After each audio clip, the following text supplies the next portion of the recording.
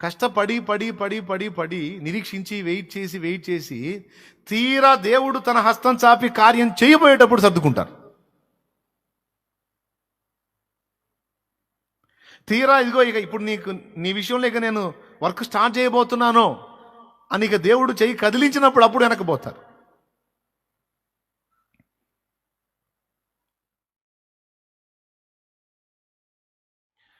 మనం విశ్వాసులంగా, దేవుని యందు విశ్వాసులంగా మనకు కూడా కొన్ని గోల్స్ ఉన్నాయి, మనకు కూడా కొన్ని గమ్యాలు, లక్ష్యాలు ఉన్నాయి. పౌలు మహనీయుడు అన్నాడు, గురి చూడని వాని వల్ల నేను పరిగెత్తట్లేదు, నేను గురి యొద్దకే పరిగెత్తుతున్నా. నేను ఒకటి అనుకున్నా, దాన్ని సాధించడానికి తిప్పలు పడుతున్నా, పోరాడుతున్నా, ప్రయాసపడుతున్నా. దేవుని దయతో నేను దాన్ని సాధించాలని తాను కొన్ని విషయాల్లో గురి కలిగి తన పరుగుని జరిగించినట్టు, పరిగెత్తినట్టు మనకు అర్థమవుతుంది. ఓ సేవకుడికి ఒక గురి ఉంటుంది, విశ్వాసులకి, పరిచారకులకి, ఎవరికైనా సరే జీవితంలో అవి దేవునికి సంబంధించిన కార్యాలు కావచ్చు, లోకంలో వాళ్ళు జీవిస్తున్న జీవితానికి సంబంధించినటువంటి లక్ష్యాలు కావచ్చు. కొంతమంది లైఫ్లో కొన్ని గోల్స్ ఉంటాయి. వాటిని రీచ్ అవ్వడానికి చాలా కష్టపడుతూ ఉంటారు, ప్రయాసపడుతూ ఉంటారు. అయితే ఒకటి దేవుని కృప, రెండు మన ప్రయాస. దేవుని సహాయం కావాలి, అదే సమయంలో మన ప్రయాస కూడా ఉండాలి. కొంతమంది గురులు ఏర్పరచుకుంటారు. ఆ గురులను రీచ్ అవ్వడానికి, గోల్స్ని రీచ్ అవ్వడానికి తిప్పలబడి చేతగాక తమ అసమర్థతను చాటుతూ మధ్యలోనే విరమించుకుంటారు. నాకు తెలిసి 100లో 70% మంది ఇట్నే ఉంటారు. 70% మంది పెద్ద పెద్ద ఆశయాలు, ఆలోచనలు, గోల్స్ పెట్టుకుంటారు. తర్వాత వాటిని రీచ్ అవ్వడానికి వీళ్ళు వేసే అడుగుల్లో అసమర్థత వల్ల, చేతగాంతనం వల్ల, లేకపోతే మరికొన్ని లోపాల వల్ల వాటిని చేరుకునేదానికి ఓపిక లేక, ప్రయాస పడలేక మధ్యలో కొంతమంది, పావు భాగంలోనే కొంతమంది, 3 భాగాలు చేరి కొంతమంది, ఇంకొక అడుగు వేస్తే పొందుకోవచ్చు అన్న గాడికి పోయి కూడా కొంతమంది వెనక్కి తిరిగిన వాళ్ళు ఉన్నారు అన్నమాట. తవ్వుకుంటా చివరికి ఏడదాకా పోయాడు చూడాడు. ఇంకొంచెం తవ్వితే వాడు అనుకున్న దానికి చేరతాడు. కానీ లేదు, అటుపక్క వజ్రాలు ఉన్నాయి చూడండి, డైమండ్స్. తవ్వుకుంటా అక్కడికి వెళ్ళాడు. ఇంకొక్కరు తవ్వితే వాడిని చేరుకోగలుగుతాడు. కానీ అక్కడ తిరిగాడు చూడు వెనక్కి. అంటే నేను అన్న మాటకి ఫోటో వేసాడులే, మీకు ఈజీగా అర్థమైద్దని. కొంతమంది జీవితాలు అలా ఉంటాయి. కష్టపడి పడి పడి పడి పడి నిరీక్షించి వెయిట్ చేసి తీరా దేవుడు తన హస్తం చాపి కార్యం చేయబోయేటప్పుడు సర్దుకుంటారు. తీరా ఇదిగో ఇక ఇప్పుడు నీ విషయంలో ఇక నేను వర్క్ స్టార్ట్ చేయబోతున్నాను అని ఇక దేవుడు చెయ్యి కదిలించినప్పుడు అప్పుడు వెనకపోతారు. కానీ మన పూర్వుల్ని మనం కానీ తీసుకున్నట్టయితే, మనకు ముందు తరాల భక్తుల్ని మనం తీసుకున్నట్టయితే, భౌతికమైనవైనా, ఆధ్యాత్మికమైనవైనా, దేవునికి సంబంధించినవైనా, శరీరానికి సంబంధించినవైనా కొన్ని సాధించాలని పట్టుబట్టినప్పుడు కార్యసిద్ధి పొందేంత వరకు మొక్కవోని దీక్షతో పోరాడాలి అనే అభిప్రాయాన్ని మనం సాధన చేయాలి. ఆ అంశాన్ని మనం సాధన చేయాలి. దీక్ష పూనుతావు నువ్వు, నీ దీక్షను అడ్డగిస్తానని శత్రువు దీక్ష పూనుతాడు. నువ్వు దీక్ష పూనుతావు, ఫలానాది సాధించాలి. ఓ సేవకుడే ఉన్నాడండి, ఓ ప్రాంతాన్ని నేను క్రీస్తు కొరకు ప్రభావితం చేయాలి, దీక్ష పూనాడు, నడుం కట్టాడు. ఎప్పుడైతే ఒక దైవజనుడు లేక దైవజనురాలు దీక్ష పూనుతారో అంటే శత్రువు కూడా దీక్ష పెట్టుకుంటాడు. వీళ్ళు దీక్ష పొందారు, ఎట్లనన్నా వీళ్ళ దీక్షని ఎడగొట్టాలి నేను. నువ్వు అడుగులు ముందుకేస్తా ఉంటావు, వాడు ఎదురు తగులుతూ ఉంటాడు, నిన్ను వెనక్కి నెడతా ఉంటాడు. ఇది పోరాటం. ఈ పోరాటంలో జయము సాధించి వాణ్ణి పడద్రోసి నువ్వు అనుకున్నటువంటి గమ్యానికి నువ్వు రీచ్ అవ్వాలి. అది జయ జీవితం. అందుకు బహుమానం. జయించువానికి దేవుని పరదైసులో ఉన్న జీవవృక్ష ఫలములు భుజింపనిత్తును. జయించువానికి తెల్లని రాతినిత్తును. జయించిన వానికి క్రొత్త పేరు ఇస్తాను. జయించిన వాని నా దేవుని ఆలయంలో ఒక స్తంభముగా చేస్తాను. జయించిన వానికి నేను జయించి నా తండ్రి సింహాసనమందు కూర్చుండి ఉన్న ప్రకారం జయించువాడు నా సింహాసనమందు. ఇలా ఎన్ని వాగ్దానాలో. ఇవన్నీ ఎవరికి? జయించినవానికి. అసలు జయం అనే పదం ఎందుకు వచ్చింది? పోరాటం మనం ఎదుర్కొంటాం కాబట్టి, పోరాటంలో జయం పొందితే ఇది. దీన్నే పౌలు మహనీయుడు మాట్లాడాడు 2 తిమోతి 4:7. మంచి పోరాటం పోరాడాను, నా పరుగు కడముట్టించాను, నా విశ్వాసం కాపాడుకున్నాను, ఇక మీదట నా కొరకు నీతి కిరీటం ఉంచబడి ఉన్నది. కన్ఫర్మ్ చేసి మాట్లాడాడు. అంటే మన ముందు పోరాటాలు ఉన్నాయి. కొన్నిటిని సాధించాలని మనం అనుకున్నాం. అవి దేవభక్తి సాధనలో కావచ్చు, శరీర సంబంధమైన విషయాల్లో కావచ్చు, కొన్ని అనుకున్నాం. కానీ రీచ్ అవ్వడానికి కొంతమంది పావు భాగంలోనే సర్దుకున్నారు, కొంతమంది సగంలో. ఇరుకు మార్గాన్ని ప్రవేశించాం, యేసును చేరాలి, లక్ష్యం అది. దైవ సేవకు వచ్చాం, ఆత్మను రక్షించాలి, లక్ష్యం ఇది. ఓ ప్రాంతానికి సేవకు వెళ్ళాం, ఆ ప్రాంతాన్ని ప్రభావితం చేయాలి, గురి అది.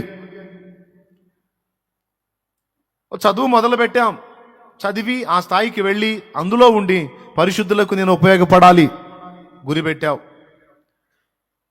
ఒక పని పెట్టుకున్నావు, దాన్ని కంప్లీట్ చేసి ఆ స్థాయికి నేను వెళ్ళి అక్కడుండి నేను దేవుని సేవకు ఉపకరించాలి, లేదా దైవజనులకు, దైవజనురాండ్రకు, లేదా మిషనరీలకి నేను సపోర్ట్ చేయాలి, లేకపోతే ఒక అద్భుతమైనటువంటి అధికారాన్ని సంపాదించి క్రైస్తవులకు జరుగుతున్న అన్యాయాలకు నేను చేయదగ్గ న్యాయం నేను చేయాలి, ఏదో పెట్టుకున్నావు నువ్వు. లేకపోతే వైద్య సేవ చేయాలనుకున్నావు, ఉచితంగా సేవ చేయాలనుకున్నావు, చాలామందికి మంచి వైద్యాన్ని నేర్చుకొని ఏదో ఒక పని మొదలు పెట్టాను. నీకై కలిగింది, లేదా నాబోటి వాళ్ళు చెప్పారు, ప్రేరణ ఇచ్చారు, ప్రోత్సాహాన్ని ఇచ్చారు, నువ్వు ఇది సాధించు బిడ్డ అన్నారు, లేదా తమ్ముడా నువ్వు ఇది సాధించు, బాయ్ ఏం చేతనా నువ్వు ఇది సాధించు నాయనా అని ఏదో నాబోటోడు ఒక బాధ్యతను అప్పచెప్పాడు. నీకు ఒక రంది కలిగింది, లేదా ఒక ఆసక్తి కలిగింది, ఒక ఇష్టత కలిగింది, ఒక గురి ఏర్పడింది. దాన్ని సాధించడానికి నువ్వు నడుంగట్టావు. నడుంగట్టినప్పుడు దాన్ని రీచ్ అయిందాక, గోల్ రీచ్ అయిందాక పట్టు వదలకూడదు. కానీ చాలామందిని మనం గమనించినప్పుడు ఏం కనపడుతుంది మనకి? 3 వంతులు అదే కనపడుతుంది. ఏంటి? తీర్మానాలు పెద్ద పెద్దవి చేస్తారు, గోల్స్ పెద్ద పెద్దవి కలిగి ఉంటారు, వాటి కోసం చిన్న చిన్న ప్రయత్నాలతోనే విరమించుకుంటారు. గొప్పవి సాధించాలనుకున్నప్పుడు గొప్ప ప్రయత్నాలతో పాటు గొప్ప ప్రయాస, ఏమండి, గొప్ప ప్రయత్నం, గొప్ప ప్రయాస, గొప్ప త్యాగం, గొప్ప దీక్ష కూడా అవసరం. Praise the Lord. ఏం బాబు, అవునా? పడవకు చిల్లుబడి పడవ నీళ్ళలో మునిగిపోయినట్టు నీ కుటుంబం మునిగిపోతుంది. దాన్ని ఒడ్డుకేసేవాడు ఎవడు లేడు, అందరూ ఆసోది మాలోకాలే. ఎవడు బయటికి తెచ్చేటట్టేం కనపట్టల్లా. నువ్వు ఒక్కడే ఉన్నావు, లేదా నువ్వు ఒక్కరితేవే ఉన్నావు. టోటల్ ఫ్యామిలీ అంతా ముంపుకు గురయ్యేటట్టు అయిపోతుంది, మునిగిపోయేటట్టు ఉంది. దాన్ని బయటికి తేవాలి. నువ్వు ఒక్కదానివే కొంచెం మైండ్ పనిచేస్తున్నట్టు ఉన్నావు, మెంటల్ హాస్పిటల్లో చేరకుండా. నీ బ్రెయిన్ బాగా పనిచేస్తుంది, నువ్వు నడుం కట్టావు బయటికి తేవాలని. అది బయటికి తీసుకొచ్చేంత వరకు నువ్వు దీక్ష మానకూడదు. కానీ కొంతమంది పెద్ద పెద్ద మాటలు మాట్లాడి ఇంకెవరున్నారన్నయ్య ఫ్యామిలీకి, నేనే అన్ని చేయాల్సింది నేనే అని సగం మధ్యలో సగం లాగి ఒడ్డుకేసి మళ్ళీ సగం ముంచేసి వెళ్ళిపోయే వాళ్ళు ఉన్నారు. ఇప్పుడు నేను చెప్పే ఈ మాట దయచేసి అనవసరంగా మీరు అనవసరమైన మాటని మాత్రం కొట్టిపారేయొద్దు, చాలా నష్టపోతారు. చచ్చినా బతికినా ఒక గురి కలిగిన జీవితం, ఒక లక్ష్యం కలిగిన జీవితమే జీవించాలి. గురి లేని బతుకు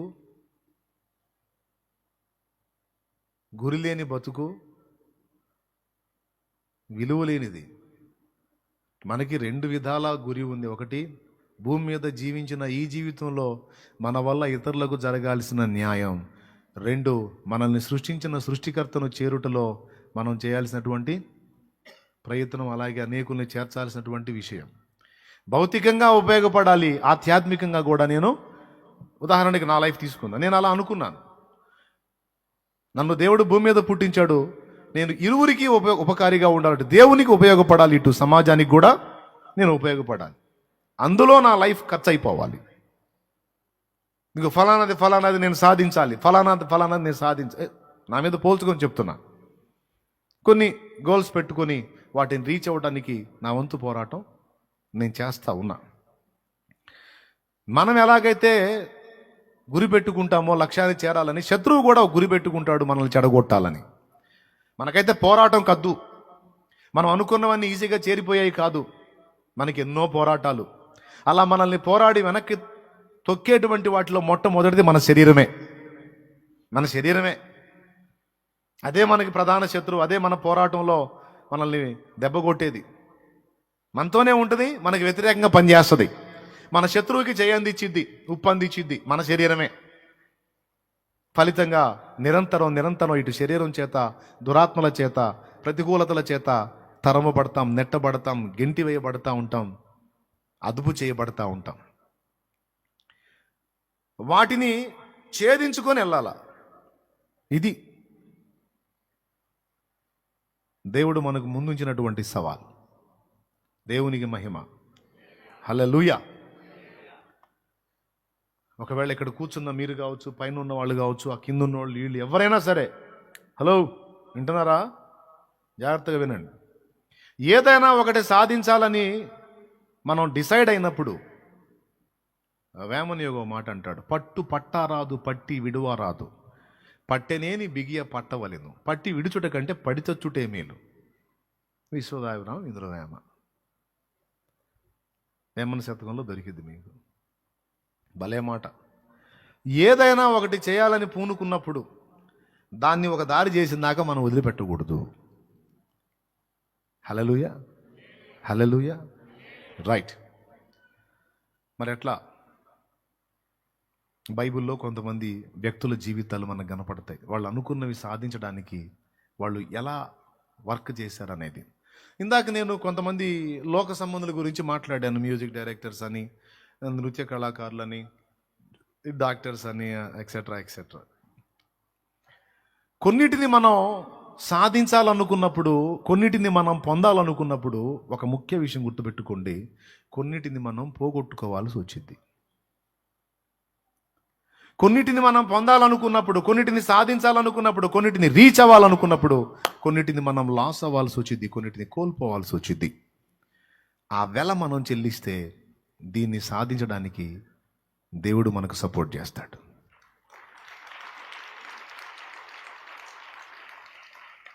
ప్రైజ్ ది లార్డ్. దేవా నాకు సపోర్ట్ చేయి, దేవా నాకు సపోర్ట్ చేయి. నేను ఇట్లా ఆధ్యాత్మికంగా అలా భౌతికంగా కూడా రెండు విధాలా నీ కొరకు, ప్రజల కొరకు వాడబడాలి, ధన్యత పొందాలని ఆశిస్తున్నాను. దేవా నాకు సపోర్ట్ చేయి. ఓకే, మంచి ప్రార్థన. తప్పకుండా బేటా, నా కోరిక కూడా అదేరా. నీ లైఫ్ అలా సార్థకం చేసుకోవటమే నాకు కావాలి. మంచి పాయింట్గా వచ్చావు నువ్వు, నీ బ్రెయిన్ మంచిగానే పని చేస్తుంది, నీకు మాత్రలు ఏం అవసరం లేదు, వెరీ గుడ్ నాన్న అంటాడు ఆయన. అమ్మ నువ్వు కూడా బాగానే ఉన్నావురా తల్లి, నాకు సంతోషం నాయన అంటాడు, అమ్మ అంటాడు. అయితే దేవుడు దీంతో పాటు ఇంకొక మాట అంటాడు. ఏమంటాడంటే, నువ్వు అనుకున్న వాటిని సాధించడానికి మరి కొన్నిటిని కోల్పోవటానికి నువ్వు ఇష్టపడుతున్నావా? ఇవి ప్రసంగం లాగా తీసుకోవద్దు, దేవుని మాటగా సీరియస్గా తీసుకోండి. మీకు నిజంగా రోషం ఉంటే, మీ బాడీలో ఏమన్నా ఏమంటారు దాన్ని, కలేజానా, ఏ కోశానన్నా మీకు ఉంటే, ఈరోజు నేను చెప్పే ఈ పాయింట్ని సీరియస్గా తీసుకోండి. ఇంకా ఇంట్రెస్ట్ ఉంటే రాసుకోండి, పెద్ద పెద్ద లెటర్స్తో, పెద్ద పెద్ద అక్షరాలతో. ఈరోజు నుంచి ఒక వినూత్నమైన రీతిని బ్రతకడానికి ప్రయత్నం చేయండి. కొన్నిటిని సాధించాలని ఎప్పటికే ప్రయత్నాలు చేసి విఫలమయ్యాను. తరచుగా ఆ విఫలం అవుతూ ఉన్నప్పుడు ఒక నిరాశ వచ్చేసి కొంతమంది ప్రయత్నాలే మానుకుంటారు. ఇందాక నేను చెప్పినవాడు మానుకున్నట్టు. చూడు, అంత లోతు దవ్వి అడుగు దవ్వటానికి ఆలోచించి వెనక్కి తగ్గాడు, ఉన్నదంతా అడుగు కిందే ఉంది. కొంతమంది తిప్పలు పడి తీరా దేవుడు చేయి జాపి దీవించబోయేటప్పుడు సర్దుకుంటారు. తీరా దేవుడు అందుబాటులోకి తీసుకొచ్చి ఇవ్వబోతున్నప్పుడు వెనకడుగేస్తారు. కొంతమంది ఇరుకు మార్గంలో నడిచి తీరా దేవుడు హత్తుకోబోతున్న టైంలో మళ్ళీ వెనక్కి వెళ్ళిపోతారు. ఇరుకు మార్గంలో అంటే యేసును వదిలిపెట్టి వెళ్ళిపోతారు. పనికి మన్నాడు.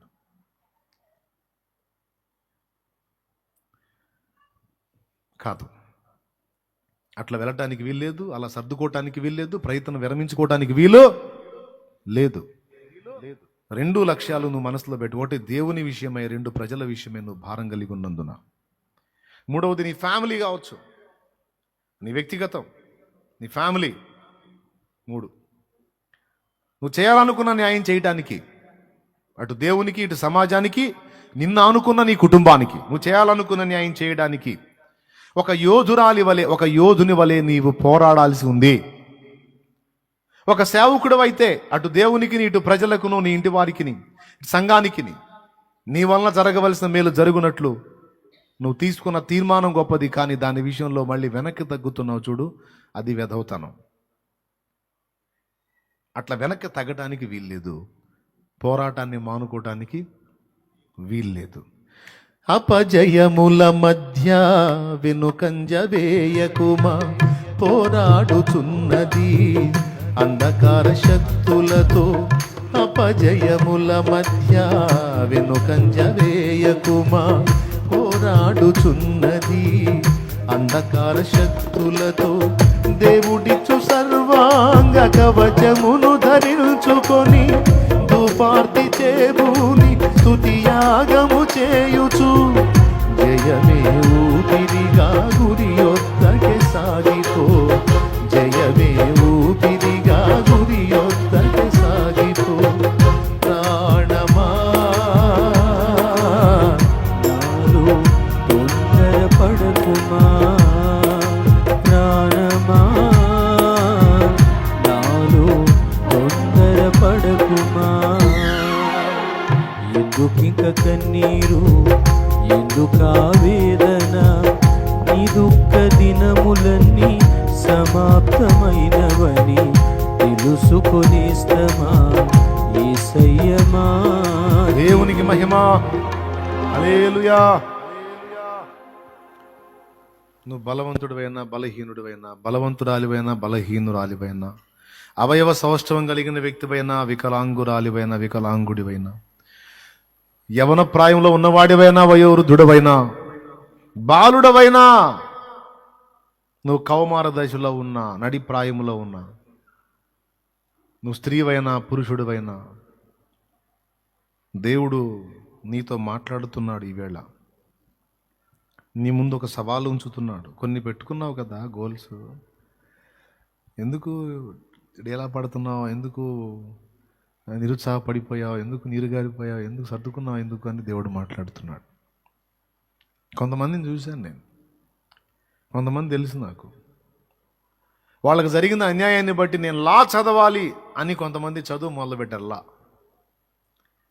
ఎందుకు చదువుతున్నావు? నాకు అన్యాయం జరిగింది కనుక ఇంకొకళ్ళకి జరగకూడదు, అందుకని నేను లాయర్ని కావాలి, ఎందుకంటే మాకు దారుణమైన అన్యాయం జరిగింది అని మొదలుపెట్టారు. వదిలేశారు. ఇప్పుడు లా లేదు, తూ లేదు, ఏం లేదు. అంటే పరిస్థితులను బట్టి కొన్నిసార్లు ప్రగల్భాలు, తీర్మానాలు, హడావుళ్ళు ఉంటాయి. కానీ వాటిని సాధించడానికి ఎదురయ్యేటువంటి ఆకర్షణలను తట్టుకొని వాటిని రీచ్ అవ్వటం అంటే అది చిన్న విషయం కాదు. కొంతమంది నా దగ్గరకు వచ్చి నాతో మాట్లాడిన వ్యక్తుల సంగతే చెప్తున్నాను నేను అది సాధించాలనుకుంటున్నాను, ఇది సాధించాలనుకుంటున్నాను, ఎట్లనన్నా కానీ రీచ్ అవ్వాలనుకుంటున్నాను. అవునా? అట్లయితే కానీ అంటే ఈ మధ్యలో ఎవరో ఎంటర్ అయిపోయారు జీవితంలోకి, ఎవరెవరో ఎంటర్ అయిపోయారు, గురి మారిపోయింది, గమ్యం మారిపోయింది, లక్ష్యం మారిపోయింది. విశ్వామిత్రుడి 14 ఏళ్ల తపస్సు, 14,000 సంవత్సరాల తపస్సు మేనక స్టెప్పులతో బుస్ అయినట్టు, స్తోత్రం. ఆయన 14,000 సంవత్సరాలు తపస్సు చేశాడంట. ఇంద్రుడు మేనకను పంపించాడు. మేనకు వచ్చి 2 స్టెప్పులు ఎట్టెట్టు అందంట. ఇంకంత తపస్సు వదిలిపెట్టి శకుంతలగా అన్నాడు పోయి.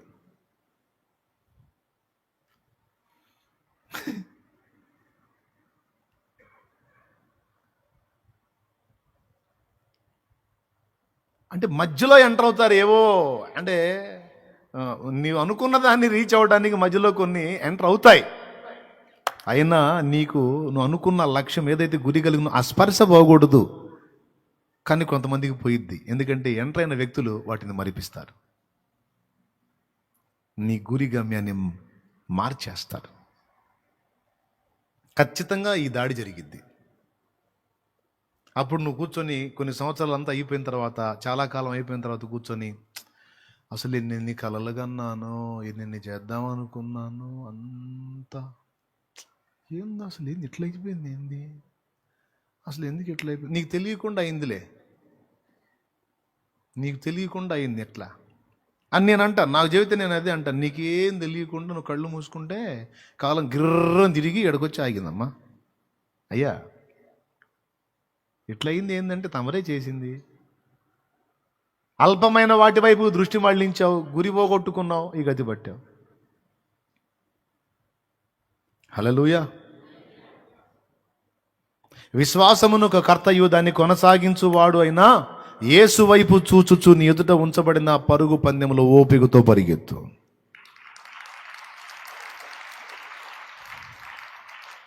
ఏం లేదు, వాడు చేసేది ఏం లేదు. ఒక అమ్మాయి ఉంది, భలే పరిగెత్తిద్దంట. రన్నింగ్ పోటీల్లో పెడితే అసలు రాకెట్టే. ఎంతమంది వచ్చినా సరే, ఎంత పనోళ్ళు వచ్చినా సరే, మొత్తాన్ని వెనకేసి ముందుకు పరిగెత్తింది. అంత స్పీడ్, అంత బలవంతురాలు. ఆ అమ్మాయిని గెలవాలంటే ఎవడోళ్ళు కావట్లా. కొంతమంది వ్యూహం చేశారు, ఇంద్ర నాయన ఎట్లా ఈ అమ్మాయి ఎలాంటి వాళ్ళని తీసుకొచ్చి పెట్టిన ఈ అమ్మాయి ముందు వస్తుంది. ఈ అమ్మాయిని బ్రేక్ కొట్టాలంటే ఏంటంటే కొంతమంది పరిశోధకుల్ని వదిలేరు అమ్మాయి మీదకి. ఎక్కడ ఏ బలహీనత లేవు, కానీ ఒకటి, గోల్డ్ అంటే మహా పిచ్చి అంట అమ్మాయికి, బంగారం అంటే మహా పిచ్చి అంట. మరి ఎందుకు పెరిగిందో ఆ పిచ్చి నాకు అర్థం కాదు. గోల్డ్ అంటే మాత్రం ఇంకంతే.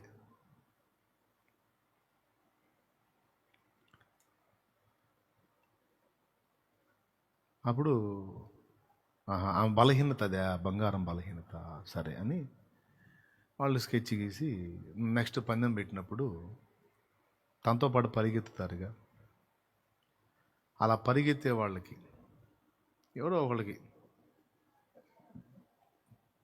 ఒక బంగారు ఆభరణం ఇచ్చి ఆ గీతల్లో పరిగెత్తేటప్పుడు ముందు పరిగెత్తి ఆ వ్యక్తికి అర్థం కాకుండా ఆ వ్యక్తి పరిగెత్తేట ఆ మార్గంలో ఏమన్నా ఈ మనిషికి ధీమా, నేను వెళ్ళిపోతానని పరిగెత్తుతుంది. ఫస్ట్ రౌండ్ ఈ బాగా స్పీడ్గా పరిగెత్తే వాళ్ళు ఎట్లా చేస్తారంటే తెలివిగా చేస్తారు. కొంతమంది ఎక్కడ తేడా పడతారు తెలుసా? ఇట్లాంటి పరుగు వాటిల్లో, ఎట్టు పందాల్లో ఉన్న వేగమంతా ముందే, శక్తి అంతా ముందే పరిగెత్తి తీరా గోల్ దగ్గరికి పోయేటప్పుడు శక్తిహీనైపోతారు. ఈ సూత్రం తెలుసుకున్న వాళ్ళు ముందు శక్తిని వినియోగం చేయరు, చిన్నగా పరిగెత్తి ఆ కొద్ది దూరం ఉందన్నప్పుడు అప్పుడు స్పీడ్ పెంచి అప్పుడు అందరినీ క్రాస్ చేసి ముందుకు వెళ్ళిపోతారు. అదొక వ్యూహం. ఈ మనిషి పరిగెత్తుతున్నప్పుడు ఏం లేదు, ఒక్క అడుగు అట్లా ఆగిందంటే చాలా అవతల వెళ్ళిపోతారు. పరిగెత్తే ఆ కాలు ఒక్క అడుగు ఆగితే చాలు, ఇంకంత మిగిలిన వాళ్ళు పక్కకి దూసుకెళ్ళిపోతారు. ఇది లక్ష్యం. ఆ మనిషి గమ్యానికి చేరటం ఆమె లక్ష్యం అయితే, ఆమెను ఒక్క అడుగు ఆగేటట్టు చేయటం వీళ్ళ లక్ష్యం. దానికోసం అవసరమైతే ఒక అక్రమాన్ని కూడా ఒడిగట్టి ఒక నగని తీసుకొచ్చి ఆ అమ్మాయి పరిగెత్తే త్రోవలో ముందే పడేశారు. పరిగెత్తున్నారు. ఇంకా పరిగెత్తడం మొదలుపెట్టి తీరా మూమెంట్కి వచ్చేటప్పటికి ఇది తళుక్కుని మెరిసింది ఎండకి. మన బంగారం పిచ్చిదిగా టబిమని ఆగి దాన్ని అందుకొని పరిగెత్తడం మొదలుపెట్టి ఇన్ని పందాలు గెలిచాను ఒకటేగా అనుకుంది. దానికి ప్రతిగా ఒక విలువైన ఆభరణం దొరికింది అనుకుంది. కానీ అందరూ వెళ్ళిపోయారు, ఈమె వెనకబడిపోయింది. ఇప్పుడు బంగారం దక్కింది కదా అని వచ్చి చూస్తే అది బంగారం కాదు, గిల్ట్ నగ. అంటే జస్ట్ ఎగ్జాంపుల్ కోసం చెప్పాను నేను. అలాగా ఫిలిస్తీయుల చేతిలో నుంచి ఇశ్రాయేలు జనాంగాన్ని కాపాడటానికి నియమించబడ్డాడు. శత్రువధను చేసి, శత్రువును విచ్ఛిన్నం చేసి, శత్రువును నాశనం చేసి దేవుని ప్రజలకు రక్షకుడిగా నియమించబడ్డాడు శాంసన్. దెలీలా అనేది ఒక గిల్టున్నగా. అన్నిటా బలవంతుడే కానీ వేశ్యాలుడు అక్కడుంది మనోడు వీక్ పాయింట్. పట్టుకున్నారు ఫిలిస్తీయుల సర్దారులు. సైతానుకు సాదృశ్యం, దురాత్మలకు సాదృశ్యం. వాళ్ళు డైరెక్ట్గా వచ్చి అటాక్ చేయలేరు. అందుకనే ఎవరికి కనెక్ట్ అయి ఉన్నాడో వాళ్ళ ద్వారా డ్యామేజ్ చేయడానికి ఆ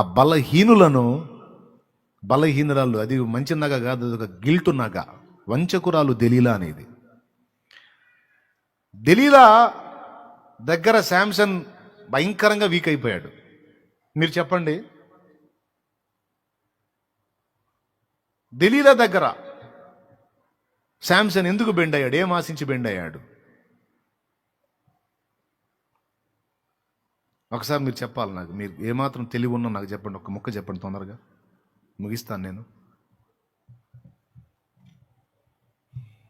దెలీలా దగ్గర ఎందుకు బెండ్ అయ్యాడు? అసలు దెలీలా దగ్గర ఎందుకు చేరాడు? అసలు దెలీలా దగ్గర అంత దారుణంగా దిగజారిపోవడానికి కారణం ఏంటి?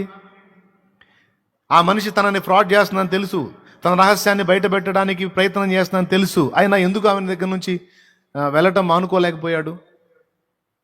అసలు దెలీలా దగ్గర శాంసన్ ఆశించింది ఏంటి? అదొక గిల్ట్ నగ. కానీ ఎట్లా ఆయన్ని కంట్రోల్ చేయగలిగింది? ఏం ఆశించి? మీరు చెప్పాలి. శరీరాన్ని ఆశించేగా?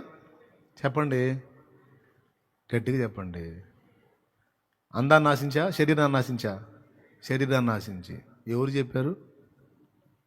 నాకు తెలుసు, శరీరాన్ని ఆశించి కాదు, అందాన్ని ఆశించి కాదు.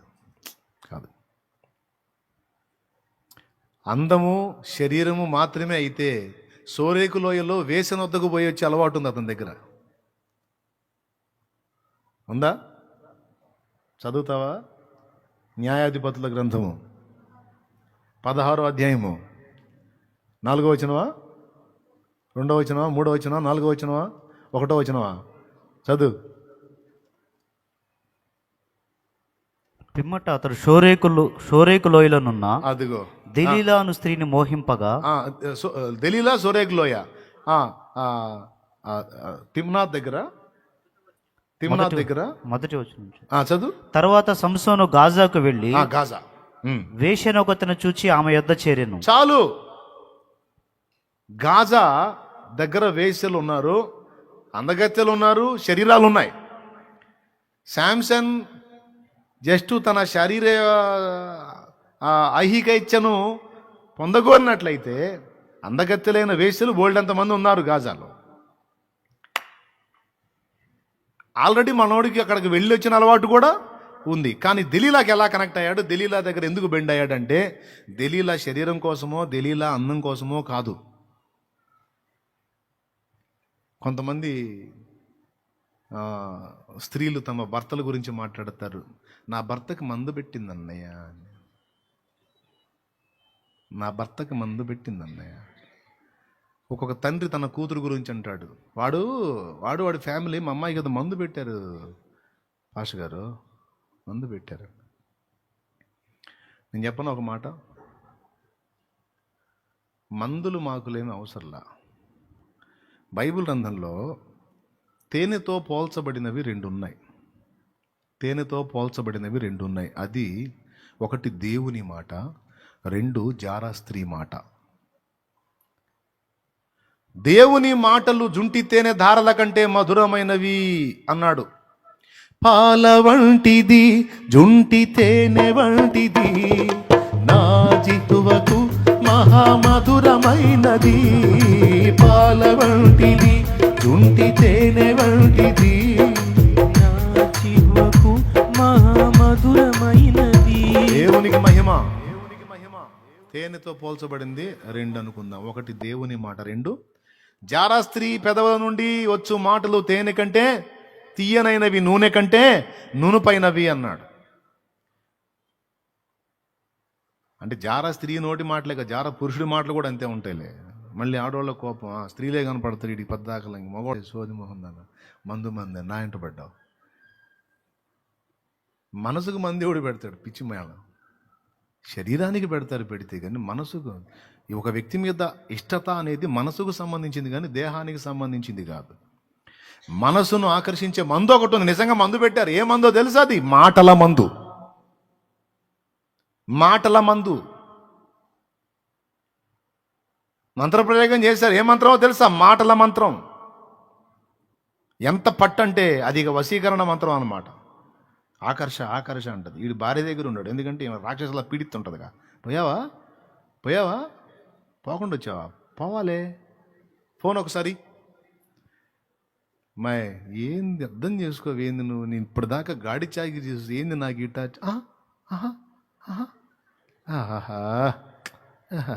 ఏమి నాటక, ఇక ఆ మనిషి దగ్గరికి పోయాడు అనుకో, ఇక అక్కడ వచ్చే మాటలు మామూలుగా ఉంటాయి. ఏంటి అలా ఉన్నారేంటి, తిన్నారా, తినలేదనుకుంటాగా. అసలు ఇక చూడు మనోడికి ఇక్కడేమో నరకం ఆడాము.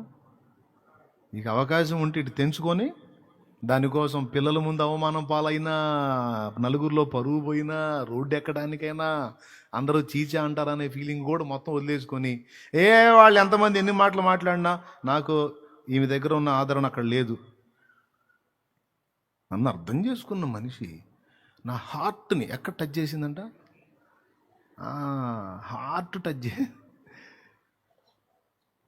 అమ్మాయి, పిల్లలమ్మాయి, ఏంటి నీ జీవితం ఏమవుతుందో తెలుసా, నువ్వు ఆ భర్తను వదిలిపెట్టంటే ఏంటి భర్త టార్చర్ చూపిస్తున్నాడు నాకు, నరకం చూపిస్తున్నాడు నాకు. అవతల వ్యక్తి నన్ను అర్థం చేసుకున్నది ప్రపంచంలో ఎవరు అర్థం చేసుకోవాలా? హార్ట్ టచ్ చేశాడు. దానికోసం ఎంతటి బరిదిగింపుకి వెళ్తారంటే, సమస్తం రోడ్డును పడి నాశనం అయిపోయినా పర్వాలేదు, పిల్లల జీవితాలు నాశనమైనా పర్వాలేదు.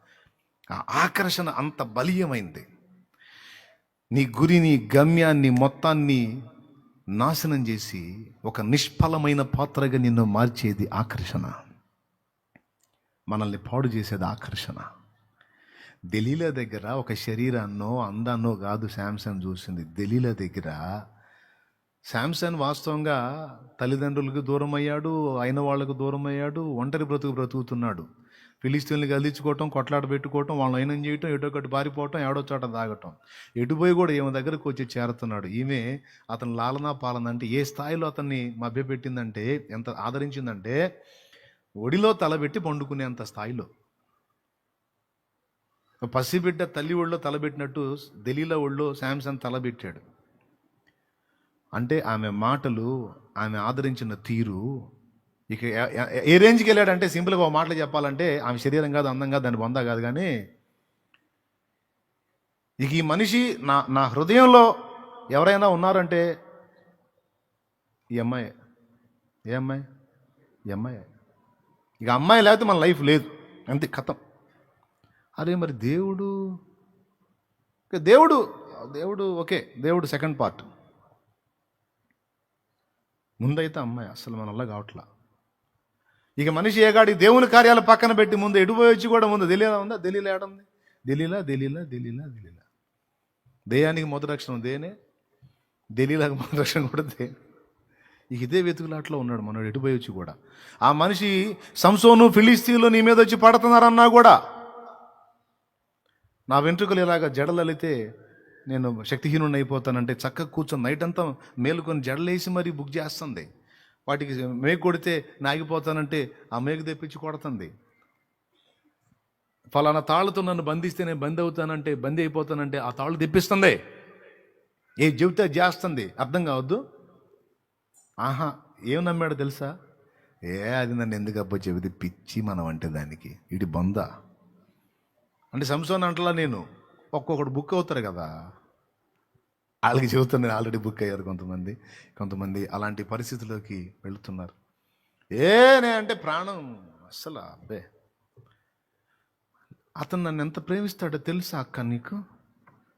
పిచ్చక్క నేనంటే నీ పుచ్చ బగిలి దాగు అనుకుంటాడు. పిచ్చి కాదు, నీ పిచ్చి వదిలిస్తాడు ఆగు. ఇట్లాంటివన్నీ చరిత్రలో అంటే లాలన మాటలకి, తీయని మాటలకి, ఒక గిల్టు నగ కోసం ఒక వీర యోధురాలు ఇదైపోయినట్టు, గిల్టు నగల కోసం, బలహీనమైన పాత్రల కోసం బలవంతులు బలైపోయిన జీవితాలు ఎన్నో. గురి పోగొట్టుకున్నారు, గమ్యం పోగొట్టుకున్నారు. ఏ పనికి దేవుడు పిలిచాడో, ఏ విజయాలు సాధించాలని దేవుడు అభిషేకించి మాతృగర్భంలోని ఏర్పరచుకొని, సంసోను నువ్వు వీరుడివి, నువ్వు యోధుడివి, నువ్వు కారణ జన్ముడివి, నువ్వు రక్షకుడివి, నీ మీద పెద్ద ప్లాన్ ఉంది, ప్రణాళిక. శత్రు వినాశకుడివి నువ్వు. ఎవ్వడికి ఇవ్వని ప్రత్యేకమైన బలము, శక్తి, అభిషేకము నీకు ఇచ్చున్నాను నేను. నీకు తెలియదు, జాగ్రత్త. నువ్వు ఓ స్త్రీ, దేవుడు నీతో ఉన్నాడు. నా కుమారి, నువ్వు అందరి వంటి దానివి కాదు, దద్దమ్మలాగా అయిపోతున్నావు. నువ్వు అందరి వంటి దానివి కాదు. ప్రత్యేకమైన పవర్ ఇచ్చాను నీకు, నేను ప్రత్యేకమైన శక్తి ఇచ్చాను. నీ జన్మ వెనక ఒక కారణం ఉంది నాకు. నిష్ప్రయోజకురాల్లాగా ఆలోచిస్తున్నావు, క్షణికమైన వాటి కోసం పరుగులెత్తుతున్నావు, నీ గురిని కోల్పోతున్నావు, నీ లక్ష్యాన్ని కోల్పోతున్నావు. ఐహిక విచారాల మోజులో పడి గిల్టు నగల కోసం నీకు ఇచ్చిన విలువైన కాలాన్ని, జ్ఞానాన్ని, అభిషేకాన్ని కోల్పోయి వ్యర్థురాల్లాగున్నావు. నా కుమారుడా, ఎందుకు అలా అయిపోతున్నావు? గిల్టు నగల కోసం ఎందుకు బెండ్ అవుతున్నావు? శాంసన్ హృదయంలో దెలీలా మీద నమ్మకం ఏంటంటే, దెలీలా తనను ఎంతో ప్రేమించిద్ది, తనను ఎంతో ఆదరించిద్ది, తనను ఊరడించే మాటలు ఆ అమ్మాయి దగ్గర దొరుకుతాయి, తనను అంత తేలిగ్గా అప్పజెప్పదు, తన ప్రాణం అవసరమైతే నా ప్రాణానికి అడ్డుగా వేసిద్ది మొదలైన నమ్మకాలు. ఎంత అంటే దెలీలా అతన్ని విసిగిస్తే, ఏమంది, నా దగ్గర రావాకు, నువ్వు ఎందుకు వస్తున్నావు నా దగ్గరికి, నువ్వు రావద్దు, నీకు నాకు సంబంధం లేదు, ఇల్లు నీ చావేదో నువ్వు చావు, ఎందుకు నన్ను ఇన్నిసార్లు మోసం చేశావు, నువ్వు నీ బలం ఏందో ఎక్కడుందో చెప్పు అంటే, నా దగ్గర దాస్తావా, నా దగ్గర దాచిపెడతావా? నా సమస్తము నీకు అర్పించాను కదా, సమస్తము నీవనుకున్నాను కదా, నన్ను మోసం చేస్తావా? ఇన్నిసార్లు బకరాన్ చేస్తావా నన్ను? వద్దు, నీ మాయమాటలు ఇంకా చెప్పొద్దు, రావద్దు నా దగ్గరికి. మరి అర్థం చేసుకో, చెప్పేది కాదు, ఇదో అర్థం చేసుకో చెప్పేదంటే. నాకు కూడా చెప్పకూడదా? నా దగ్గర కూడా దాపరికమా అంటే నమ్మకం లేదా? నేను ఈ ప్రాణం తీస్తానా? నేను శత్రువులకు అప్పచెప్తానా? అది తెలుసుకునేది కాదు. అసలు నాకు ఇవన్నీ వద్దు, నువ్వు రావద్దు, నువ్వు వస్తే మాత్రం నేను బ్రతకను, నువ్వు రావద్దు. నువ్వు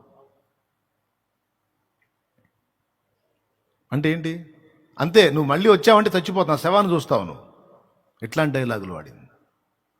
అందుకు నువ్వు చచ్చేది ఎందుకు, నేనే చేస్తా. ప్రాణము విసిగి ఏం కోరాడని ఉంది. తను చావు అనే పదం తీసుకొచ్చాడంటే ముందు ఎవరు తెచ్చి ఉండాలి ఆ మాట? ఎవరు తెచ్చి ఉండాలి? నువ్వు వస్తే నేను చేస్తానంటే నువ్వు చావటం ఎందుకు, నేనే చేస్తాను అంటాడు కదా జంటు. ఏమయ్యా, ఆ మాత్రం అర్థం కదా? తలకాయ ఓపరా మరి. దేవునికి స్తోత్రం. హలో, మనోడు ఊపాడు తలకాయ, నువ్వు చావటం ఎందుకు, నేనే చేస్తానని. నా దేవుడిచ్చిన అభిషేక బలం అంతా నా జుట్టులో ఉంది. పుట్టింది మొదలుకొని ఇప్పటి వరకు నా తల మీదకి మంగళ కత్తి రాలేదు. ఆ కత్తితో నా తల మీద ఉన్న వెంట్రుకలన్నీ క్షౌరం చేస్తే శక్తిహీనుడిని అయిపోతాను, ఇక నాకు అభిషేకం ఉండదు అన్నాడు.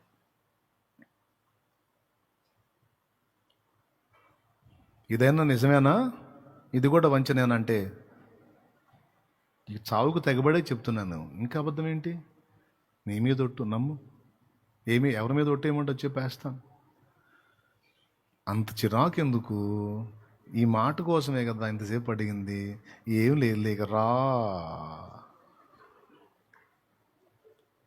చిన్నగా దగ్గరగా తీసుకొని ఇంకా బొబ్బో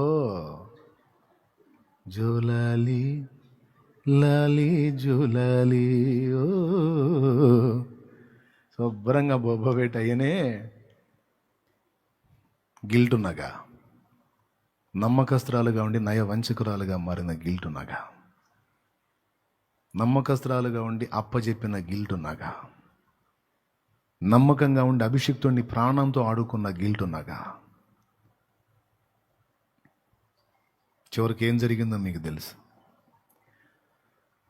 ఎప్పుడైతే గుండు గీయబడి అభిషేకం కోల్పోయి శత్రువులు వచ్చి పట్టుకున్నారో,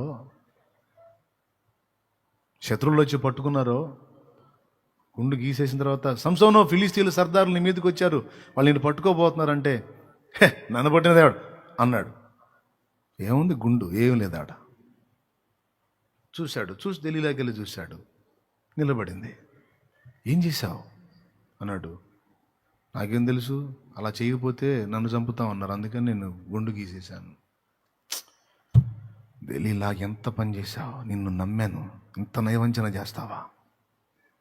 నన్నేం చేయమంటూ, నీకోసం నేను చచ్చేదయింది. మరి చస్తానన్నావుగా, అంటే చస్తాడయింది. అవసరమైతే నిన్ను చంపి బతకాలి నేను, అంతేగాని నేనెట్లా చేస్తాను? దుర్మార్గురాల, నన్ను మోసం చేశావు కదా. మోసం అనేది నమ్మకం మీద జరిగింది శాంసన్, పదా. అప్పుడు ఏమై ఉంటుంది? తన మనసు సంఖ్యలలో బందీ అయిపోతున్నప్పుడు ఎలా ఆలోచించుకుని ఉంటాడు? ప్రేమంటేనే తెలియని మనుషుల గారడి సంసోను, ప్రేమ పేరుతో మోసపోతే ఇక గుండె సంసోను.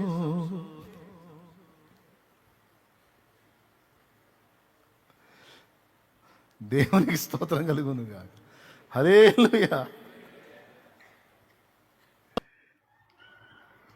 అనే పాడుకోవాల్సి వచ్చింది ఇప్పుడు అక్కడ. నిజంగా అంతే, గాయమైపోయింది. అప్పుడు గుర్తొచ్చాడు ఎవరో, అప్పుడు గుర్తొచ్చాడు దేవుడు. అయ్యయ్యయ్యయ్యో, ఆయన్ని వదిలిపెట్టి, ఆ ప్రేమామూర్తిని వదిలిపెట్టి, ఈ కపట ప్రేమలు, మాయ ప్రేమలు, వంచన ప్రేమలు, అల్ప ప్రేమలు, గిల్టు నగల కోసం నా బంగారాన్ని వదులుకున్నా నా దేవా, అయ్యో దేవా అన్నప్పుడు తిరిగాడు దేవునికి వెళ్ళి. మనుషులు మారినా నువ్వు మారవు, మనుషులు వీడినా నీ కొరకే తన ప్రాణము పెట్టిన ప్రేమను చూడయ్యా. నిన్ను చూడక ఉండలేని ఆ ప్రేమే నిజమమ్మా. నీ కొరకే తన ప్రాణము పెట్టిన ప్రేమను చూడమ్మా. నిన్ను చూడక ఉండలేని ఆ ప్రేమే. అందరూ నిన్ను మరచిన గాని మరువని స్నేహితుడే, కొందరిలాగా మధ్యలో నిన్ను విడువని ప్రేమికుడే.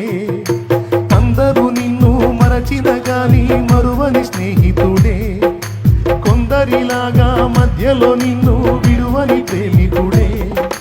రక్తము పోసి ప్రేమ లేఖ నీకు రాసిన నీ ప్రియుడే, రక్షణనిచ్చి రాణిగా చేసే యేసురాజుగనుడే. కల్లలెరుగని పావులమపై పైకెగిరావా. గుర్తొచ్చాడు. అప్పుడు ఏడుస్తున్నాడు. ఎంత తప్పు చేశాను, నీవు అప్పగించిన పనిని నిర్లక్ష్యం చేశాను. ఏ శత్రువుల వినాశకుండా ఉండాలని నువ్వు నన్ను ఆశించి నియమించావో, ఆ శత్రువుల చేతికి ఈరోజు బానిసనయ్యాను దేవా. కొడుతున్నారు. ఎందుకంటే ఇప్పుడు ఇక విడజిమ్మటానికి, వాళ్ళను చంపేయటానికి లేదు బలం. యెహోవా ఆత్మ తనను విడిచినన్న సంగతి సంసోను ఫస్ట్ ఎరగలేదు, తర్వాత అర్థమైపోయింది. ఇక తను నిస్సహాయం, నిస్సత్తు అయిపోయింది, బలహీనుడైపోయాడు. శక్తి లేదు ఇక. కొడుతున్నారు, తిడుతున్నారు, భయంకరంగా మాట్లాడుతున్నారు. ఎంత తప్పు చేశాడో తనకు అర్థమైపోయింది. అయ్యా ఎందుకు ఇలాగ అయిపోయాను దేవా, నిన్ను నిర్లక్ష్యం చేశా, నువ్వు ఇచ్చిన పిలుపును నిర్లక్ష్యం చేశా, నీ బలాన్ని నిర్లక్ష్యం చేశా, నా బలం అనుకుని అతిశయించా. బాధ్యతను మరచి అల్పకాల సుఖాల కోసం, అల్పమైన ప్రేమల కోసం మాయ మాట నమ్మి ఈ గతి బట్ట. నాకిది న్యాయమే. ఏడుస్తున్నాడు దేవుడిని తలుచుకొని. నువ్వు ఇచ్చిన పనిని నిర్లక్ష్యం చేసి శత్రువులను నాశనం చేయాల్సిన శత్రువుల చేతికి చిక్కి ఫుట్బాల్ ఆడుకుంటున్నారు ప్రభా. ఏడవటం మొదలు పెట్టాడు. ఏడ్చి ఇక దేవుణ్ణి అడుగుతున్నాడు. కళ్ళు తీసేశారు. ఎందుకంటే కళ్ళుంటే, ఒకవేళ వానికి మళ్ళా బలం వచ్చినా, కళ్ళుంటే మనల్ని ఆడుకుంటాడు. కళ్ళు లేకపోతే మనల్ని ఏం చేస్తాడు? కాబట్టి ముందు అర్జెంటుగా కళ్ళు తీసేసాడు. అంటే కళ్ళు తీసేశారు. దృష్టి కోల్పోయాడు. తన స్థితిని, తన పరిస్థితిని అంచనా వేసే దృష్టి కోల్పోయాడు. దేవునికి మహిమ కలుగునుగాక. కొన్నిసార్లు ఇలాంటి ఆకర్షణలలో చిక్కి, గురి వైపు, గమ్యం వైపు, సాధించాల్సిన వాటి వైపు చూడకుండా నీ కళ్ళు పీకేస్తాడు సాతాను. నీ కళ్ళే ఉంటాయి, దృష్టి మారిపోయింది, నీ ఆలోచన మారిపోయింది, నీ ఐడియాలజీ మారిపోయింది, నీ కళ్ళు పనిచేయవు. శాంసన్కి అదే గతి పట్టినప్పుడు సంసోన్ ఏం చేశాడో తెలుసా? దేవుని వైపు మళ్ళుకున్నాడు. ఏమడిగాడు తెలుసా? పడిపోయిన వారి మీద కూడా కృప చూపే దేవా. సిగ్గొచ్చింది, ఎక్కడ తేడా పడ్డని అర్థమైంది. దేవా, నేను శత్రువుల చేతికి చిక్కి జుట్టు కోల్పోయి బలహీనుడయ్యాను, కానీ నా దేవుడు అయిన నీవెప్పుడు బలహీనుడవు కావు. హల్లెలూయా. నా రెండు కళ్ళు కోల్పోయి నేను గుడ్డివాణ్ణయ్యాను, కానీ నా దేవా నీ కళ్ళు చూస్తానే ఉన్నాయి. నీ కళ్ళు చూస్తానే ఉన్నాయి. ఇదిగో ఈ చివరి ఘట్టంలో, ఈ చరమ దశలో నాకు కర్తవ్యం బోధపడింది. శత్రువుల దగ్గరికి ఇప్పుడు నేను చేరాను. ఛాన్స్ వచ్చింది. అంతకుముందు కొన్ని వంకలు చూపించి వాళ్ళని హతం చేశాను. ఇప్పుడు మరొక అవకాశం వచ్చింది. నీవు నన్ను పిలిచిన పిలుపు నేను నెరవేర్చినట్లు, గుడ్డితనంతో నేను చేసిన నిర్లక్ష్యతను తిరిగి సరిచేసుకున్నట్లు, నేను బలహీనుడైనాను, కానీ నీవు బలవంతుడు. నా కళ్ళు పనిచేయట్లే, కానీ నీ కళ్ళు పనిచేస్తున్నాయి. దేవా, ఇక నీ బలమే నా బలం, నీ కళ్ళే నా కళ్ళు. నువ్వు చూడు, నేను కొడతాను. నువ్వు చూడు, నేను యుద్ధం చేస్తాను. నువ్వు చూడు, నేను పోరాడతాను. ఒక్క ఛాన్స్. ఆ పని అయిపోయింది. ఒక్కటే ఛాన్స్. నే కనుమూయక మునుపొక్కసారి నీ కృపతో నన్ను బలపరచుమయ్యా. నే కనుమూయక మునుపొక్కసారి నీ కృపతో నన్ను బలపరచుమయ్యా. మునుపటి అంటే నాంత మండే మునుపటి కంటే నాంత మందే ఉజ్వలముగానను మండించుమయ్యా. ఉజ్వలముగానను మండించుమయ్యా. కరుణామయుండా నా పూర్వస్థితి నాకు కలిగించరావా. కరుణించి మరల బ్రతికించరావా. కరుణామయుండా నా పూర్వస్థితి నాకు కలిగించరావా. కరుణించి మరల బ్రతికించరావా. కరుణామయుండా కరుణామయుండా కరుణామయుండా కరుణామయుండా.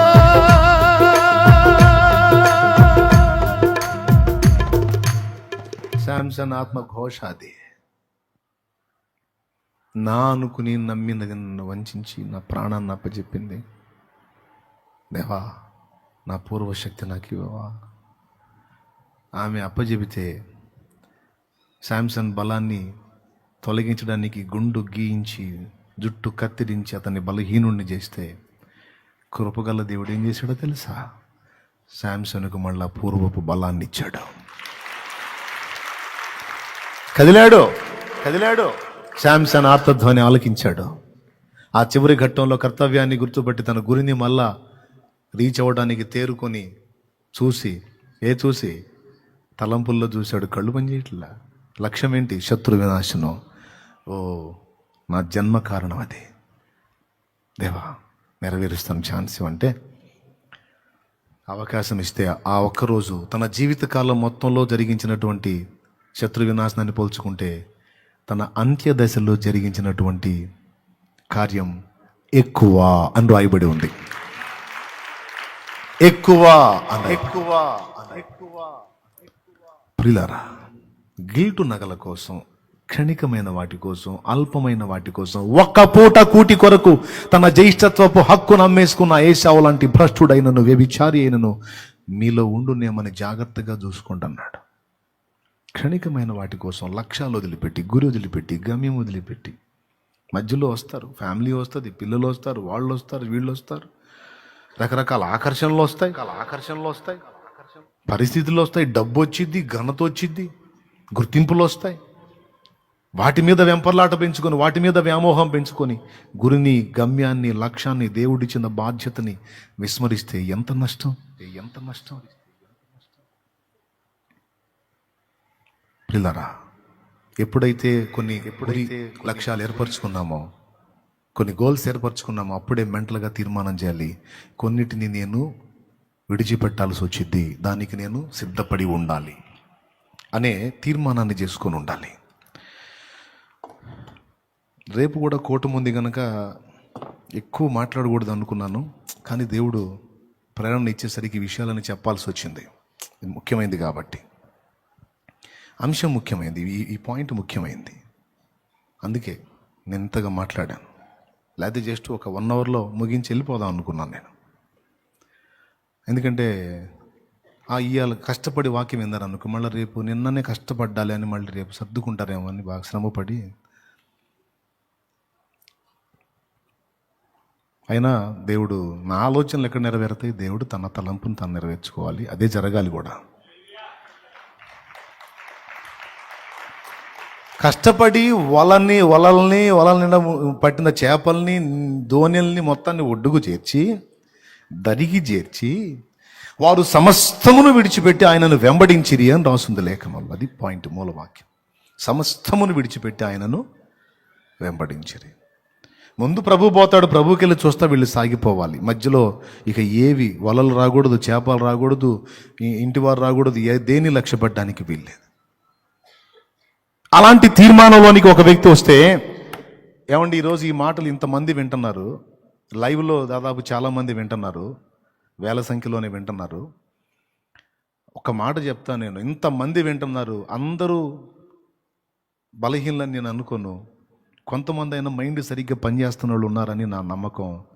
అలాంటి వాళ్ళ కోసమే దేవుడు ఈ మాటలు పలికిస్తున్నాడు అనేది నేను ఎరుగుదును. ఏదో శుక్రవారం వచ్చింది, మీరు అందరూ వస్తారు, కాసేపు ఏదో ప్రసంగం చేసి పోదామని ఈ తలంపుల్లో ఎప్పుడు నేను బలిపీఠం ఎక్కలేదు. ఇప్పుడు కూడా అంతే, దేవుని ఆత్మ సహాయం కోరుకొని నేను బలిపీఠం ఎక్కాను. మీకైనా నాకైనా అందరికీ ఉపయోగపడేటువంటి మాటను దేవుడు అందిస్తూ ఉన్నాడు.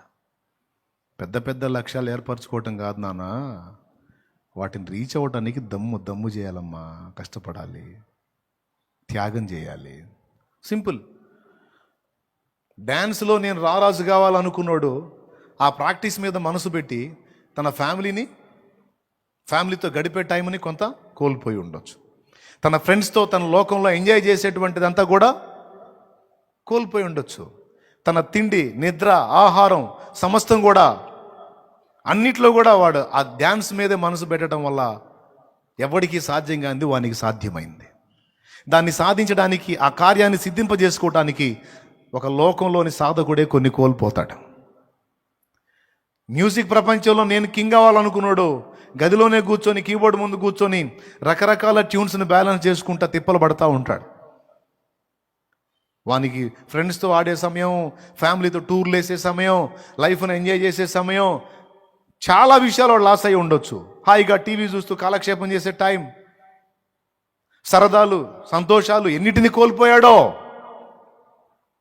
అన్నిటినీ పక్కన పెట్టి తను అనుకున్న దాన్ని సాధించడానికి దాని మీద మాత్రమే మనసు పెట్టి సాధించి నిలబడ్డాడు. దేవుడిని ఎరగని ఒక అన్యుడు, దేవుణ్ణి ఎరగని అన్యుడే ఆ విధంగా ఢీ కొడితే, దేవుణ్ణి ఎరిగినటువంటి వ్యక్తులంగా మనం ఎంత చేయాలి?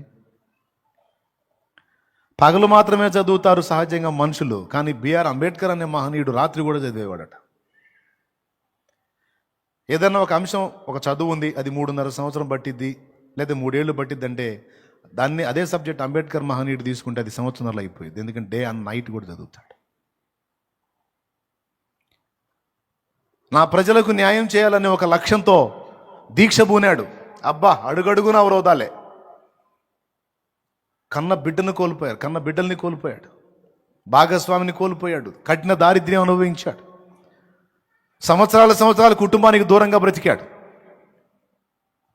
భార్యకి చెప్పాడు, మన కుటుంబం బలిపీఠం ఎక్కితేనే అనేక కుటుంబాలకు మనం దీవెనగా మార్చబడగలుగుతాం, లేకపోతే కష్టమైపోయింది. తనని, తన కుటుంబాన్ని బలిపీఠం ఎక్కించుకున్నాడు. ఫలితంగా ఈరోజు కోట్లాది మంది, లక్షలు కూడా కాదు, కోట్లాది మంది దేశవ్యాప్తంగా ఆదరించబడ్డారు.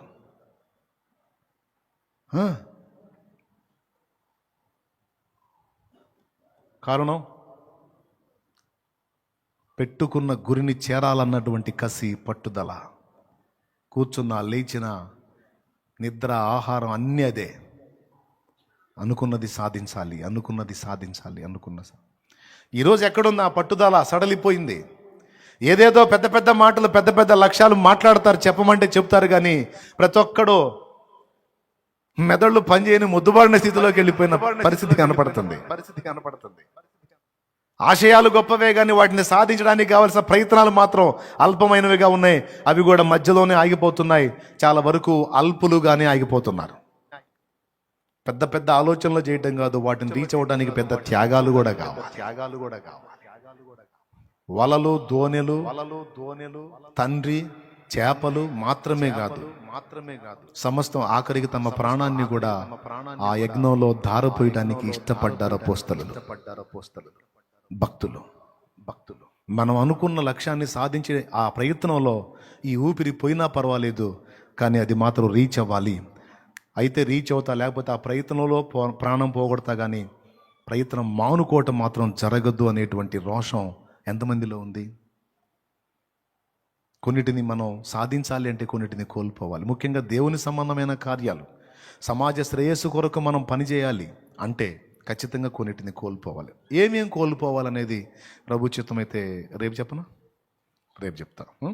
అన్నీ ఒకసారి అంటే కష్టమైందిలే.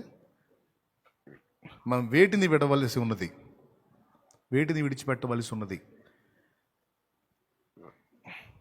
అంటే అంశం సగంలో అయిపోయినట్టే. పెద్ద పెద్ద తీర్మానాలు చేయటం, పెద్ద పెద్ద లక్ష్యాలను కలిగి ఉంటాం కాదు, వాటిని సాధించడానికి ఎదురయ్యే పోరాటాలని ఢీ కొట్టడానికి సిద్ధపడి ఉండాలి. అవసరమైతే ఆ యజ్ఞంలో కొన్నిటిని కోల్పోవటానికి కూడా ఇష్టమై ఉండాలి. వాటిలో మొట్టమొదట విడిచిపెట్టాల్సింది అహాన్ని. మనలో ఉన్న అహాన్ని విడవాలి. నేను నా అనే స్వయాన్ని విడిచిపెట్టడానికి ఇష్టపడాలి. ఇప్పుడు అలాంటి స్వయం కలిగి ఉంటే ఆయన అంతమంది చేత ఘనత ఎందుకు పొందుతాడు? బిఆర్ అంబేద్కర్ మహనీయుడు. మోషే ఎందుకు ధన్యుడవుతాడు? క్రీస్తు ప్రభు అందరికీ లోకం మొత్తానికి దేవుడు ఎలా అవుతాడు? నేను నా అనుకొని ప్రభు అనుకుంటే ఆయన లోకానికి దేవుడు ఎలా అవుతాడు? నేను నా అన్నదాన్ని తీసుకొచ్చే సిలువెక్కిచ్చాడు ఆయన.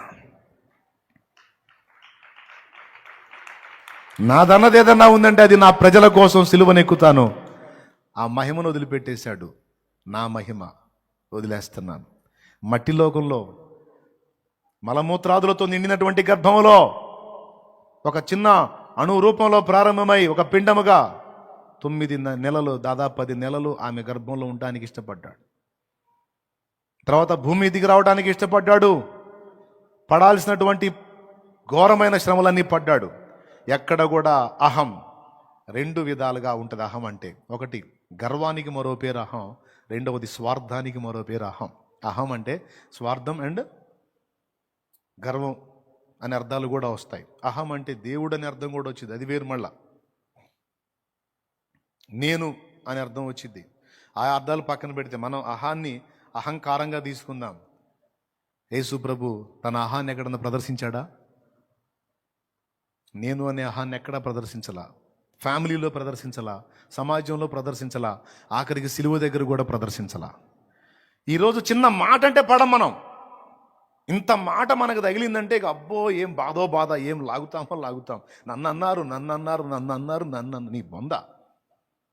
పచ్చి బూతులు తిట్టి దేవాది దేవుణ్ణి పట్టుకొని అరచేతుల దెబ్బలు కొట్టి ముసుగేసి పిడిగుద్దులు గుద్ది, యేసు నిన్నెవరు గుద్దారో ప్రవచించు, నువ్వు ప్రవక్తవి కదా అన్నారు. జుట్టు లాగి ముఖం మీద వెంట్రుకలు పెరికి చిత్రవద చేస్తే కనీసం ఒళ్ళు మండి ఒక్క మాట కూడా మాట్లాడాల. అహం విరిగిపోవటం అంటే ఏంటో యేసు చూపించాడు. అలాగని బలహీనుడా బలవంతుడా? ఎంత బలవంతుడు? వాళ్ళకి తెలుసా? ఆ దరిద్రులకు తెలుసా ఎవరిని పట్టుకున్నారు వాళ్ళు? పొంతి పిలాతుకు తెలుసా? తన ముందు 2 చేతులు బంధించబడి నేరస్తులను నిలబడ్డవాడు, రాజాది రాజు, రాజులకే రాజు, ప్రభువులకే ప్రభు, విశ్వం మొత్తాన్ని కూడా తన వాక్కు చేత నిర్మించిన వాడని పిలాతుకు తెలుసా? తెలిస్తే గుండె బయలు సస్తాడు అక్కడే.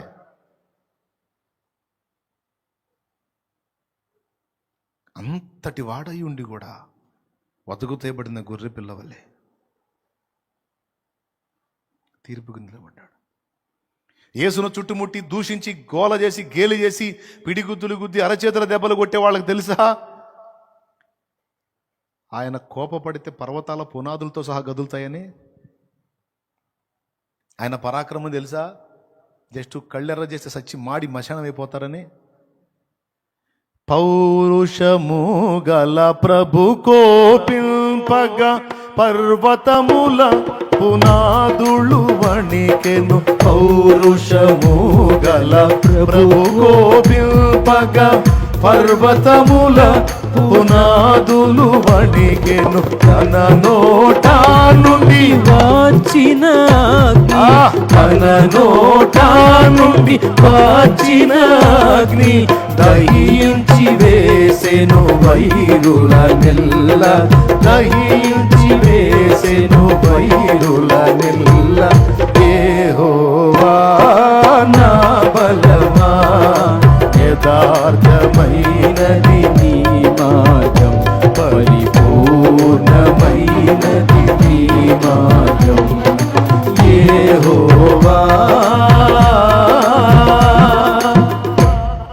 బలహీనుడు కాదు, బలవంతుడై ఉండి వాళ్ళు కొడుతుంటే మౌనంగా అప్పచెప్పు. మళ్ళీ ఏమి లేకుండా మనకేం ఎచ్చులు, ఏమి లేకుండా మనకేం మామూలు. ఎవరన్నా అంత మాట అంటారు, నన్ను నన్ను నన్ను నన్ను నన్ను నన్ను.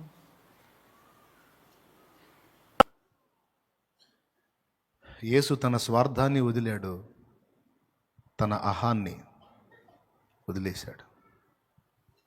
ఎక్కడ ఘనత గర్వాలు ఫీల్ అవ్వాల. మనుషులు వచ్చి మయం పరుస్తున్నా వద్దుపో అన్నాడు, మనుషులు వచ్చి భజన చేస్తున్నా వద్దుపో అన్నాడు. పబ్లిసిటీ చేస్తున్నా అవసరం లేదన్నాడు. కార్యాలు చేస్తాడు, ఎవరికి చెప్పొద్దు పో అంటాడు. డబ్బా అవసరం లేదు పో అంటాడు. ఏం వదలాలి? మొట్టమొదట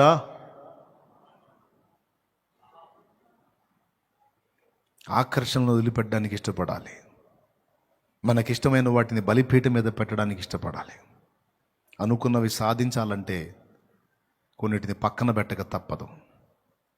ఏమేం విడవాలో కొద్దిగా మెచ్యూర్డే కదా మీరు, కొంచెం మీరే ఆలోచించి అండర్స్టాండింగ్కి రండి. ఊరకు ఒక రూట్ చూపించాను నేను. ఏవేవి అడ్డుబండలుగా ఉన్నాయో, లేఖనం ఏటేటిని అడ్డగిస్తుందో సరి చూసుకుంటుందో, ఏవి నీ పనికి, నీ గురికి, నీ గమ్యానికి, నీ లక్ష్యానికి నిన్ను చేరకుండా అడ్డగిస్తున్నాయో నీకే తెలుసు. వాటి విషయంలో ఏ నిర్ణయాలు చేస్తావో ఆ నిర్ణయాలను బట్టి నీ భవిష్యత్తు ఆధారపడి ఉంటుంది, నువ్వు సాధించేవి ఆధారపడి ఉంటాయి. సమాజ శ్రేయస్సు కొరకు, ఇంటి వారి క్షేమం కోసం, దేవుని మహిమ కోసం కొన్నిటిని చంపుకోవాల్సి ఉంటుంది, కొన్ని ఇచ్చల్ని సిలివేసుకోవాల్సి ఉంటుంది, కొన్నిటిని త్యాగం చేయాల్సి ఉంటుంది, కొన్నిటిని కోల్పోవడానికి ఇష్టపడాల్సి ఉంటుంది. అలా నడుం కట్టి నిలబడిన వాళ్లే అటు ప్రభువుని మయంపరిచిన, సమాజానికి దీవెనకరంగా ఉన్న, కుటుంబానికి దీపాలైన. అన్నిటినీ కలిగి ఉండి అందులో ప్రభువును కూడా కలిగి ఉండాలంటే కుదరదు. నేనా లోకమా అంటాడు, నువ్వే ప్రభు అంటే దాన్ని వదిలే అంటాడు. లే పైకి లే.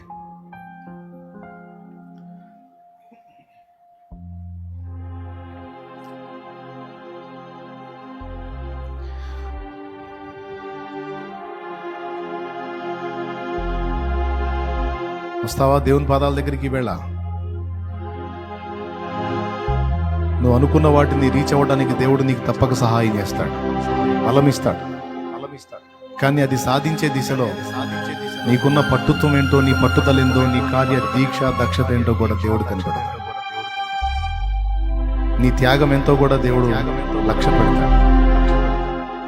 ఏ త్యాగాలు లేకుండా ఎట్లండి? ఏ త్యాగాలు లేకుండా గొప్ప వాటిని ఎలా సాధించగలం చెప్పండి? సాధించిన వాళ్ళు ఏ త్యాగాలు లేకుండా ఎలా సాధించారు? దేవుని కొరకు సాధించిన భక్తులు సైతం త్యాగాలతోనే సాధించారు. వెల చెల్లించకుండా దేన్ని మనం పొందనట్టే గొప్ప వాటిని సాధించడానికి గొప్ప వెల తప్పనిసరి. తమ్ముళ్ళు అర్థమవుతుందని నేను చెప్పేది? ఎంతమంది సీరియస్గా తీసుకుంటున్నారు? చెల్లెళ్ళు, ఆ లైవ్లో జూమ్లో కనపడుతున్న వ్యక్తులు కనపడుతున్నారు, మీరందరూ నా కళ్ళ ముందే ఉన్నారు, నా ఎదురే కనపడుతున్నారు. మీరందరూ తీవ్రంగా తీసుకున్నారా లేకపోతే టేక్ ఇట్ ఈజీగా వదిలేస్తున్నారా? తీవ్రంగా తీసుకున్నట్టయితే నువ్వు ఏ స్థితిలో ఉన్న దేవుడు నీకు ఒక నూతన శక్తిని విడుదల చేస్తాడు, నూతన బలాన్ని నీ మీదికి పంపుతాడు, మళ్ళొక్కసారి పునరభిషేకిస్తాడు నిన్ను ఆయన. నేను సాధించలేకపోయినాను అనుకున్న వాటిని సాధించడానికి దేవుడు నీకు బలం ఇస్తున్నాడు. ఒక్కసారి దేవుని కొరకు కార్యాలు సాధించడానికి నడుం కట్టు. కొన్ని పనులు మొదలుపెట్టి మధ్యలోనే ఆపేశావు, కొన్ని అడ్డొచ్చినాయి, అడ్డుల దెబ్బకి ఆగిపోయావు. నో, ఆపడానికి వీల్లేదు. ఎవరెవరు ఎక్కడ బ్రేక్ అయ్యారో నాకు తెలియదు, ఏ వాటిని దేవుని కొరకు మొదలుపెట్టి ఆగిపోయారో నాకు తెలియదు. పరిశుద్ధాత్మకు తెలుసు. ఆయన మాట్లాడుతున్నాడు. దైవస్వరం నీకు వినబడితే క్షమాపణ అడిగి తీర్మానం చేయి. మళ్ళొక్కసారి నీ గురిని నువ్వు రీచ్ అవ్వడానికి, నువ్వు ఏది సాధించాలని, ఏవేవి గెలవాలనుకున్న వాటన్నిటిని పొందుకోవటానికి దేవునికి మొరపెట్టు. కృప మనందరికి తోడై ఉండును గాక. ఆమేన్. ప్రార్థన చేస్తాడు దావీదు పాషా గారు, ప్రార్థన చేస్తాడు. అందరం ఏకీభవిద్దాం. స్తోత్రం స్తోత్రం స్తోత్రం. ప్రభువా నీకు వందనాలు వందనాలు వందనాలు వందనాలు. ఇంతవరకు మీ దాసు నిలబెట్టి మీరు మాట్లాడిన ప్రతి మాట కొరకై కృతజ్ఞతాస్తుతులు చెల్లిస్తున్నాం నాయన. నేను మిమ్మల్ని మనుషులు పట్టు జాలరుగా చేస్తానని నీవు ప్రమాణం చేసినప్పుడు అది నెరవేర్చబడటానికి మాట తప్పే దేవుడో కాదని గుర్తిరిగి వారు కూడా సమర్పించుకున్న విధానము నాయన బహుతేటగా నీ దాసుని ద్వారా అందరితో నాతో మాట్లాడినందుకు వందనాలు. సమస్తమును విడిచి నాయన అన్నిటికంటే ఎక్కువ నిన్నే ప్రేమించి వారు సాగిపోయారు. ఆ మొదటి ఆజ్ఞను వారు నెరవేర్చారు నాయన.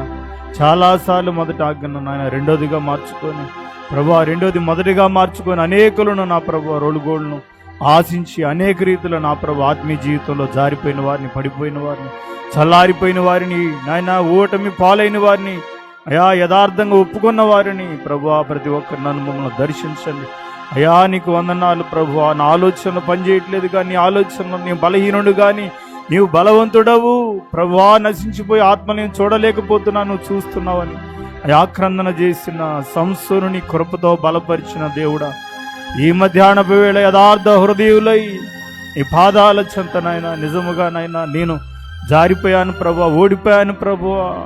నీకంటే ఎక్కువ అనేక వాటిని ఆశించి ప్రభువా నేను దుఃఖమునకు చేటుకు గురయ్యాను నాయనని ఒప్పుకుంటున్న ప్రతి ఒక్కరిని దర్శించండి, కృప అనుగ్రహించండి. తిరిగి నాయన బలపడినట్లు సహాయం చేయండి. గొప్ప కార్యాలు సాధించాలంటే కొన్నిటిని కోల్పోవలసి ఉంది నాయన. అది ఆరోగ్యమైన, ఆహారమైన, నిద్రైన, త్యాగంతో నా ప్రభువా జయించినట్లు సహాయం చేయండి.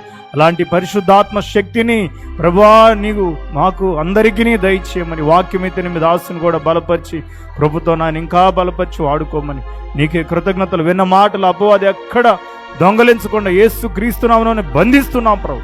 ప్రతి ఒక్క హృదయంలో నీరుగట్టి ఫలింపజేయమని నజరేయుడైన యేసు క్రీస్తు నామములో ప్రార్థిస్తున్నాము తండ్రి. ఆమేన్.